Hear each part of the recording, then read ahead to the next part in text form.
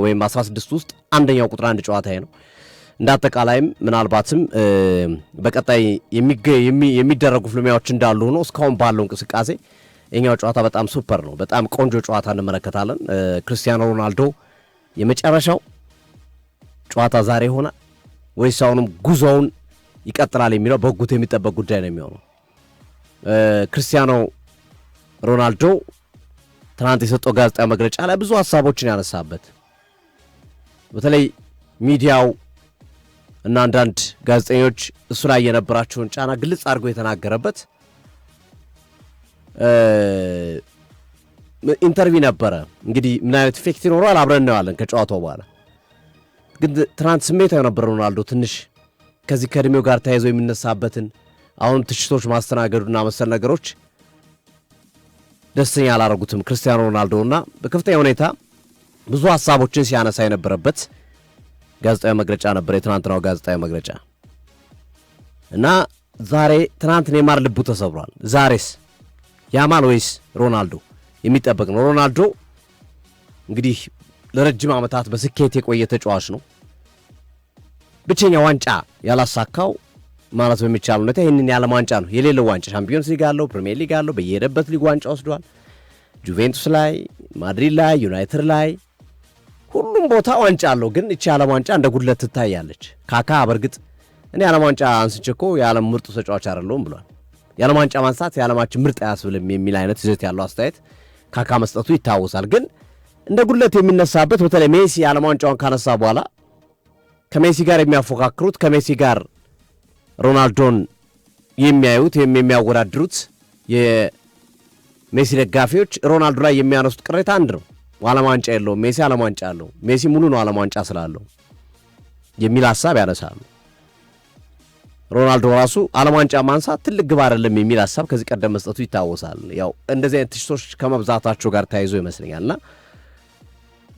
በሰጡ አስተያየት ሳጥን ውስጥ ብቻ ኳስ አድርሱኝ ከዛ በኋላ እንዴት እንደሚጨርሰው ሁላችሁም ታውቃላችሁ። ቡድኔን ላግዝ የምችለው ተከላካዩን በማስጨነቅ ነው በዛሬው ጨዋታ ላይ የሚል ሐሳቡን አንስቷል። ስፔን አንድም ጎል ያልተቆጠረበት ሀገር ናት። በዚህ ዓለም ዋንጫ ስፔንና ሜክሲኮ ነው ያልተቆጠረባቸው። ሜክሲኮ ትናንት 3 ጎል ተቆጠረባት በአንድ ጨዋታ።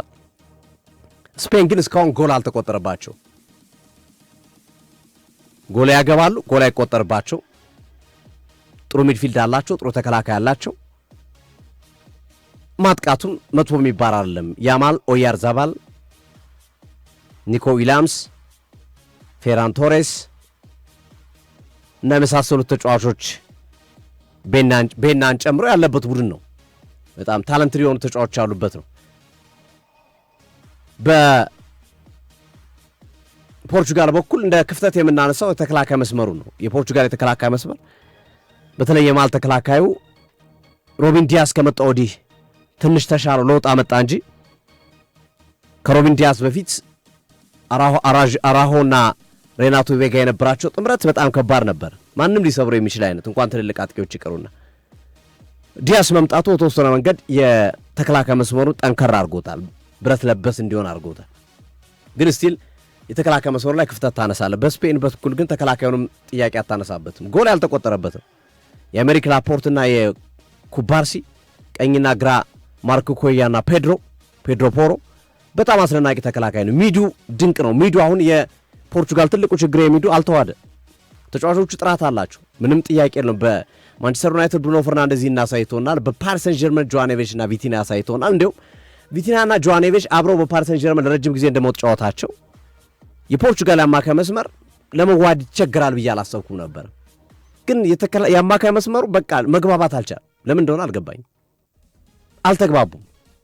ብሩኖ ፈርናንዴዝ፣ ጆዋኔቬች እና ቪቲኒያ በምጠብቀው ልክ ጥራት አላገኘሁትም። የስፔን የአማካይ መስመር ግን በጣም ጠንካራ ነው። ሮድሪ፣ ፔድሪ፣ ዳኒ ኦልሞ በመጀመሪያው ጨዋታ ላይ አሰልጣኝ ዲላ ፎንቴ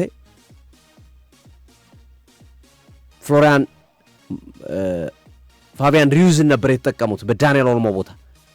ግን አሁን ሲያዩት ፋቢያን ሪዩዝ ሳይሆን ዳንኤል ኦልሞ ለዛ ቦታ እንደሚመጥን ገብቷቸዋል። አስተካከሉ ቡድናቸው። ሚዱ አሁን እሳት የላሰ ነው። የስፔን በጣም እሳት የላሰ ነው። አንዱ ልዩነት እዚህ ጋር ያለው ሮበርቶ ማርቲኔዝ አማካኙን በዚች ቀን አስተካክሎት ይመጣሉ። ከባድ ነው።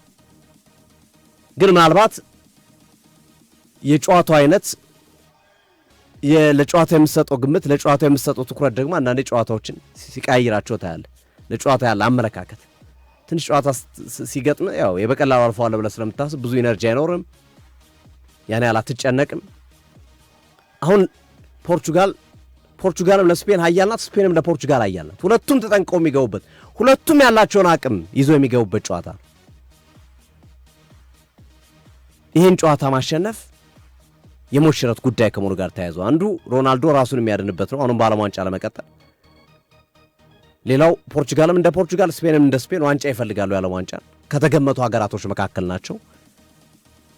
እንግዲህ በጊዜ በሩብ ፍጻሜ ሳይደርስ አንዱን ትልቅ ቡድን ሲገነደስ እናያለን። ወደድንም ጠላን ወይ ፖርቹጋል ወይ ስፔን ማን ይሆናል? ምሽት እንጠብቅ። የሮናልዶ ቃለ ምልልስ ጋር በተገናኘ እኔ ጎል ላስቆጥር እችላለሁ፣ ግን እንደኔ ጎል ማስቆጠር የሚችሉ ሌሎች ተጫዋቾች እንዳሉ መታሰብ አለበት የሚሉ ሐሳቦች ብስጭት የታከለበት ትናንት ሶፊ ስታነሳው ነበር ደጋግመህና ከዛ በኋላ እኔም እያንዳንዱን ነገር አየሁትና አሁንም ደግሞ የሲዲ ስፖርት ቤተሰባችን ቴዲ ገነር ክርስቲያኖ ሮናልዶ በዓለም ዋንጫ ከባዱ ነገር ምን ነበር ተብሎ ሲጠየቅ እንዳንተ አይነት ጋዜጠኛ ለሚጠይቀው ጥያቄ መመለስ የሚል የተናደደ አይነት ሐሳብ የሰነዘረበት እንዲህ አይነት ነገሮች የታዩበት ነበር። ምንድነው ትናንት ክርስቲያኖ ሮናልዶ ምንድነው የሆነው? እንደዚህ አይነት ባህሪ ያሳይቶ አያውቅምና ምን አናዶት ይሆን? ሶፊ አንድ ቃል እስኪ ግርምዬ ትንሽ ፍራስትሬሽን ያለ ይመስለኛል። በእኔ እምነት ፍራስትሬሽን ኔሰንስ አሜሪካ ራፖርት አንድ ነገር ተናግሯል። ክርስቲያኖ ሮናልዶ የዛሬ 7 ዓመትና 6 ዓመት እንደነበረው አይነት ሮናልዶ አይደለም፣ ግን አሁንም ሳጥን ውስጥ ካገኘ ችግር የሚፈጥር ተጫዋች ነው የሚል አስተያየት ይሰጣል።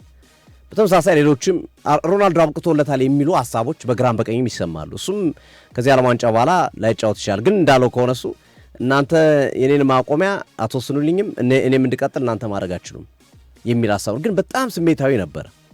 ኢሞሽናል ሆኗል በጣም። አዎ ጫናዎች ይመስሉኛል ያንን የፈጠሩት። በቃ ማለት በግራም በቀኝም ያለው እኔ ኦፍ ኮርስ ሮናልዶ አሁን ማለት ምተቸው አይደለም። ጥሩ አቋም ቢያሳይ ጥሩ ነው፣ ባያሳይ ምትሶኬ ብለን የምታልፈው ምክንያቱም በ40 ምናምን ዓመት ከ40 ዓመት በላይ ሆነ እንዲህ በዓለም ዋንጫው ራሱ መቅረብ 90 ደቂቃ እኮ ነው የተጫወተ ይጨርስ ያለው ጨዋታ በጣም ትልቅ ነገር። ስለዚህ ሮናልዶን አሁን የሚያስተቸው ነገር ያለ አይመስለኝም። ፐርፎርም ባያረግም በሚፈለገው ልክ እንኳን ተቀያሪ ወንበር ላይ ቢቀመጥ እንኳን አስተቸው ምን እድሜ ነው? እግር ኳስ የእድሜ ጉዳይ ነው። እግር ኳስ በምንም ወሰድከው በምን እድሜ የሚፈልግ ነገር ነውና ግን ያ ጫና የፈጠረበት ነገር አለ ከቡድን አጋሮቹ ጋር በተያያዘ ምናምን። አሁን በቀደም ሮናልዶ ተቀይሮ ከወጣ በኋላ ኳስ ለማቀበል ሲሞክር ወደቀ። ሜሲ ቢወድቅ ቡድን አጋሮቹ እንዴት ነው የሚያደርጉት? ገብቷል። በጣም በቃ ሂደው ወይ ተንከባክበው አንስቶት ምናምን አይዞህ ምናምን ያለ ሁሉም ቁመው ነው ያዩት እንደዚህ ብሎ ማለት እየወደቀ እና ቡድን ውስጥ ያለው ስሜት ራሱ እኔ ስቲል ያው የቡድኑ ስሜት ለመከላከል ሮናልዶ ምንም ችግር የለም ምናምን ይላል ተጫዋቾቹ ይላሉ እንጂ የሮናልዶ እህት በትክክል ተናግረዋለች። የፖርቹጋል ተጫዋቾች ሮናልዶን በሚገባው ልክ ክብር እየሰጡት ነው ብዬ አላም። ሮበን ኔቬዝ ባለፈው የተናገረው ያ ሁሉ ችግር የፈጠረ እኮ ነገር አይመስለኝ። ሪያሊቲ እውነታውን ለሮናልዶ ክብር እየሰጡት አይደለም፣ በሚገባው ልክ እሱ መሪያቸው ነው በትክክል ያስባሉ። አድማጮቻችን ዛሬ ፖርቹጋል ከስፔን ከምሽቱ 4 ሰዓት ላይ የሚደረግ ጨዋታ አለ። ሌሊት ላይ የሚደረግ ጨዋታ ዩናይትድ ስቴትስ ኦፍ አሜሪካ ከቤልጂየም ከሌሊቱ 9 ሰዓት ላይ የሚደረግ የጨዋታ መርሃ ግብር ነው። ስለዚህ በነገራችን ላይ ባሎገን ያው ትናንት ማንስተነዋል፣ ተነስቶለታል ቅጣቱ። ትራምፕ አመስግነዋል። ቀይ ካርዱ በአንድ ዓመት ጊዜ ውስጥ በፈለገው ጨዋታ ይቀጣል፣ ግን ለዛሬው ለአሜሪካ ቡድን ተሰላፊ ነው ከቤልጂየም ጋር ባሎገን እና ምሽት ላይ እኛ በቀጥታ ፖርቹጋል ከስፔን ከምሽቱ 4 ሰዓት እናስተላልፍላችኋለን። አድማጮቻችን ለነበረን ቆይታ ከልብ እናመሰግናለን። ትርታ ኤፍኤም 97.6 ሲዲ ስፖርት ነው አጋሮች